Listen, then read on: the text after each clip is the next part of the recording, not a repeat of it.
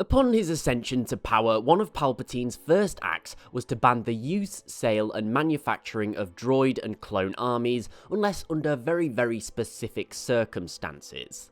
Now, we normally attribute this to the fact that they were an unwelcomed thought in many people's minds. People didn't want armies of metal or synthetic men destroying their worlds, as that's basically what they'd been through for the past 3 years in the Clone Wars. And although this is a very valid point, we must also consider a far more subtle and more pressing matter that will have been at play here. Now, as we know, obviously, the Clone Wars was destructive. Very destructive. I'm actually going to cover just quite how damaging this was to the galaxy as a whole in one of my next videos. But there's a very big knock-on effect of this. And that's that the galaxy was basically on the verge of economic collapse. Simply put, in the space of this 3-year conflict, a huge portion of the galaxy's industry, agriculture, and other colony worlds were basically just destroyed, all of their infrastructure.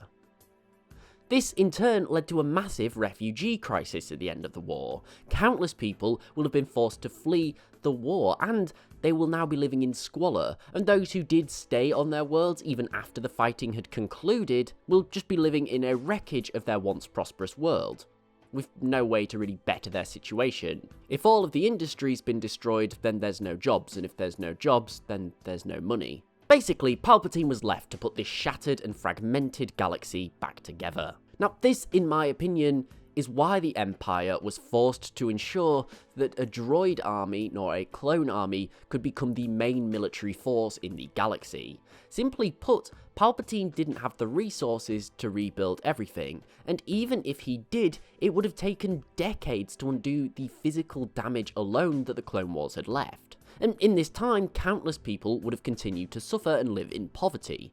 Now, you may have heard the saying, idle hands do the devil's work, and this rings very true in this scenario.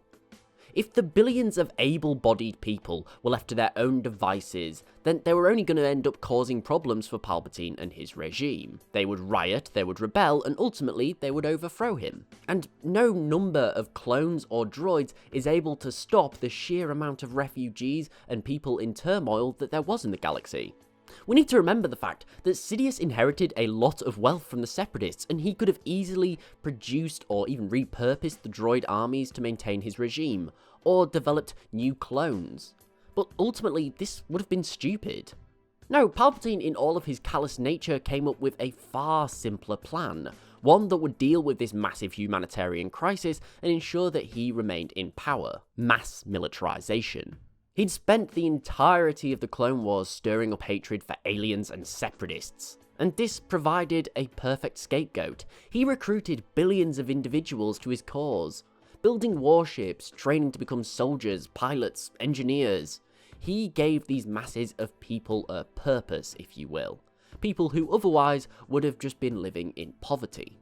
So, say that you're a Clone Wars refugee, your world was completely damaged by the alien separatist scourge, and you have no money and no real way of supporting yourself as all of the business and industry on that world has been destroyed. The galaxy's economy at the end of the day is in shambles. Then an Imperial recruitment officer comes along and tells you to come with him, train, become a stormtrooper, protect the galaxy, gain vengeance on the aliens who did this, even if the aliens had really nothing to do with this. Now, you have to admit, most people would jump at that opportunity. Suddenly, countless stormtroopers, pilots, etc. would have been mobilized and sent to the front lines, people who would have only been growing in resentment if unattended. They would go and fight in these what were essentially pointless wars that the Empire was waging on its own citizens. But for Palpatine, now they serve a purpose. A huge amount of them will die in these wars on distant worlds, but this only serves Palpatine again. It halts the humanitarian crisis.